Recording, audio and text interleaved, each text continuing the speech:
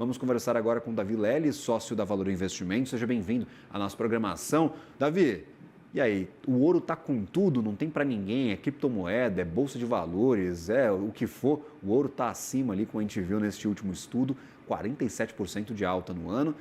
Como que os investidores devem olhar para este movimento e o que fazer a partir de agora? Bom dia, Gabriel. Bom dia a todos.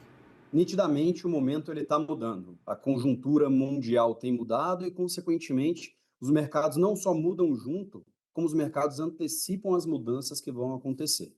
Então, você perguntou como que os investidores devem se portar.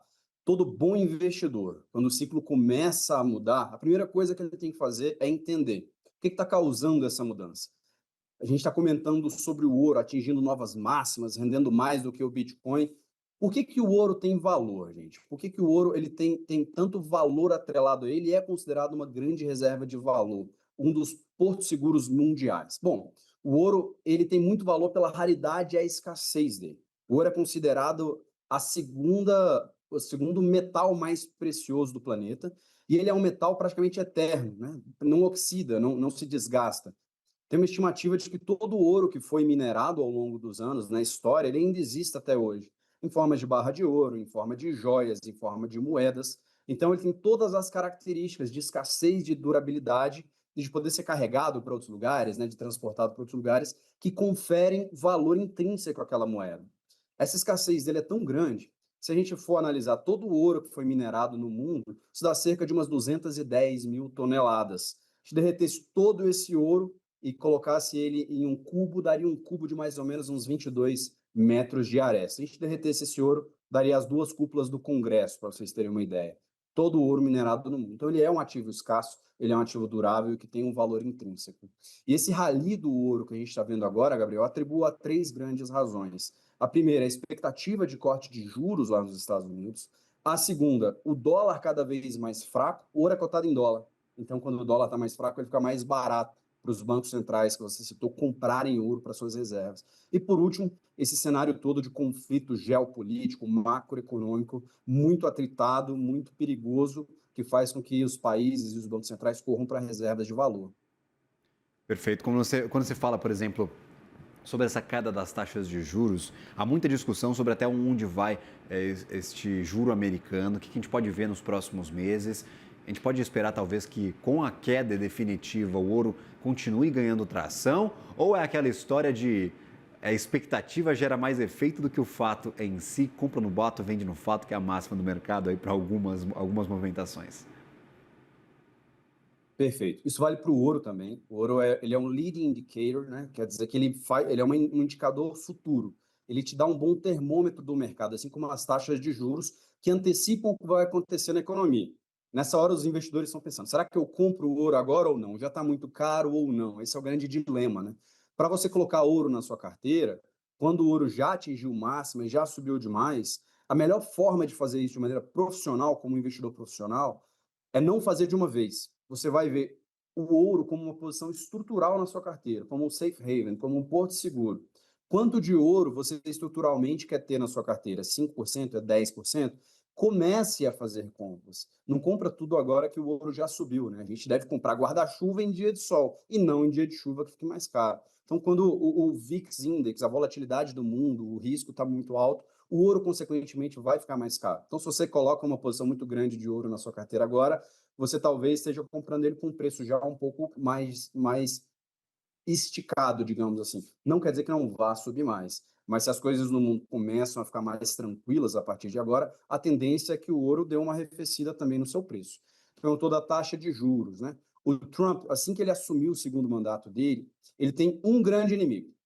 O grande inimigo do Trump nesse mandato dele é a dívida americana que está nas alturas, está nas máximas históricas. E aí muita gente acha que o Trump é doido, né? O doido é aquele cara que joga pedra em avião, rasga dinheiro. O Trump talvez ele seja destemperado nas ações dele, mas maluco ele não é. Então ele deve ter um plano por trás disso tudo que ele está fazendo. Parece essas loucuras na economia, mas deve ter um fundamento nisso que ele está fazendo. E para combater essa dívida muito alta, ele tem dado muita pressão no Banco Central, no Jerome Powell, para baixar os juros, que é o que tem acontecido agora. Nesse cenário de juros caindo, não esperem o juro cair lá para as mínimas para poder colocar ouro na carteira também, mas nesse cenário de juros caindo, o ouro não paga dividendo. Então, ativos que não pagam dividendos, quando os juros estão mais baixos e a valorização é maior, esses ativos eles acabam se valorizando, né? Buscando um crescimento, principalmente em momentos de maior tensão política, de maior tensão econômica, que é exatamente o que a gente está vendo agora. Então, talvez nessa tentativa de abaixar os juros na marra, na porrada, o Trump tenha feito esse tarifaço, tenha feito esse Liberation Day, está avisando agora do shutdown, está paralisando tudo, porque ele precisa que esses juros caiam, porque a dívida está ficando muito cara e eles não estão conseguindo nem pagar mais os juros da dívida. Né? Essa dívida está crescendo muito e os Estados Unidos estão com um problemão para poder resolver e juros altos aumentam ainda mais esse problema. E essa questão também impulsiona, por exemplo, algum par do ouro, algum ativo com as mesmas características. A gente fala muito de metais preciosos, tem a prata, tem outros metais no radar, ou você enxerga ativos com a mesma característica do ouro beneficiados por este cenário de corte de juros, de alta das incertezas e também, principalmente, destes conflitos que entraram em ebulição nos últimos anos e continuam no nosso dia a dia? Com certeza. A prata ela também tem se valorizado bastante, criptomoedas. Eu costumo dizer que quando a gente tem um ambiente de muita desconfiança, e o shutdown é exatamente isso, né? Como o próprio nome já diz, um shutdown é um apagar das luzes, é um desligar dos indicadores, é uma paralisação que deixa o mercado mais no escuro. Todo momento onde a gente tem essa grande incerteza, com bancos centrais, com economias, com o STF, com o STJ, com bancos centrais, com o governo, com a política, tudo aquilo que é emitido por bancos centrais, que representem um governo que está com um certo nível de desconfiança em cima daquele governo, seja ela fundamentada ou não, tudo que não é emitido por Banco Central ganha valor. E isso é o que a gente está vendo agora nas commodities, como o ouro, a prata, os metais preciosos como um todo, que sirvam de reserva de valor. E nesse contexto, existe uma outra grande reserva de valor que vem ganhando força, que é o Bitcoin. O Bitcoin também tem renovado máximas, tem atingido patamares históricos, porque hoje ele é considerado uma reserva de valor descentralizada, que não depende de um banco central, assim como o ouro. O ouro, desde 600 a.C., ele já era comercializado como uma reserva de valor. O Bitcoin faz muito menos tempo que ele é comercializado como e tem sido visto como uma reserva de valor. Eu brinco que existe a dualidade, né, do Bitcoin, assim como tem a dualidade onda-partícula. O Bitcoin antes era visto como uma moeda de especulação, de ganho rápido, de grandes perdas e grandes ganhos, e agora ele tem sido considerado um ativo seguro, um safe haven, que não depende de bancos centrais. Tudo isso que tiver essa característica, não foi emitido por Banco Central, foi descentralizado, não depender de taxas de juros de algum país específico e que tenda a corrigir pelo menos a inflação, ganha muito valor nesse cenário atual que a gente está vivendo. Bitcoin, ouro, criptomoedas, ativos imobiliários como fundos imobiliários, em cenários de queda de juros, eles são muito beneficiados. De novo, durante o ciclo de queda de juros, porque ele vai antecipar o que vai acontecer. Quando o juro bater a sua mínima, o movimento do mercado já aconteceu e você já perdeu esse movimento. Então, os mercados antecipam, sim, esse cenário. Na movimentação contrária, Davi, você vê uma perda de interesse por títulos públicos e aí talvez quem tá deitado em cima de um monte de treasury, um monte de título do Tesouro Nacional, já que o ouro está ganhando tanta atenção, até dos bancos centrais como um ativo de reserva de valor, a gente pode ver, já que os problemas fiscais se espalham lá nos Estados Unidos com dívida, aqui no Brasil com dívida, na Europa com dívida, juros altos em todos os lugares por conta da pandemia. Títulos estão em risco neste momento? Claro, não quero ser alarmista aqui, começar a pintar alguma crise, mas você vê se eles estão em pontas contrárias, os títulos de tesouro e o ouro, se o ouro está lá em cima, os títulos podem perder um pouco de atratividade?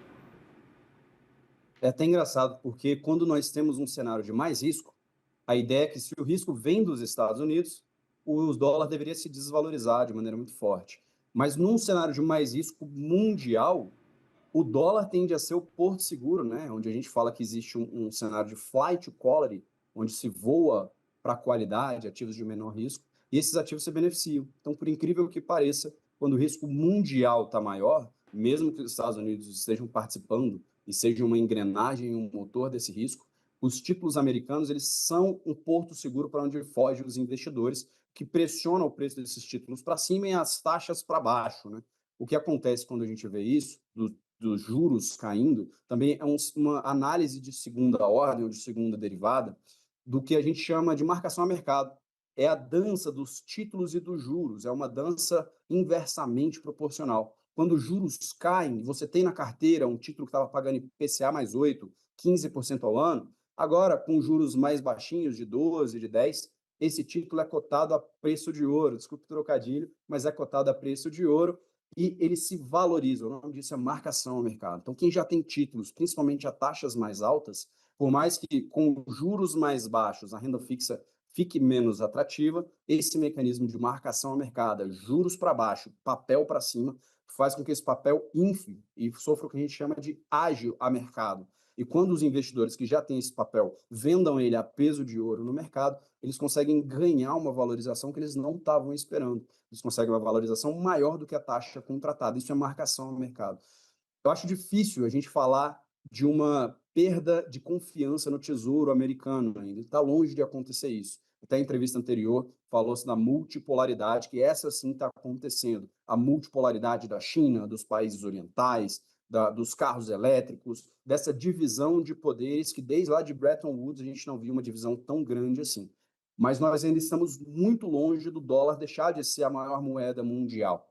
Existe um mecanismo onde o dólar, por ser a moeda principal do mundo hoje, é a moeda mais usada e aí faz com que ela tenha mais liquidez. Por ela ser a moeda mais usada e que tenha mais liquidez, ela tem taxas menores, então fica mais barato de você operar usando aquelas moedas. Imagina, se para comprar um ativo lá nos Estados Unidos ou lá na Austrália, a gente tivesse que converter para várias moedas. A gente converte para dólar, faz a negociação em dólar. Então a gente ainda está longe de ter esse risco de calote na dívida americana e longe do dólar deixar de ser a moeda hegemônica mundialmente falando. Mas essa multipolaridade muda um pouco das regras aí do jogo de tabuleiro que a gente tem visto na macroeconomia mundial.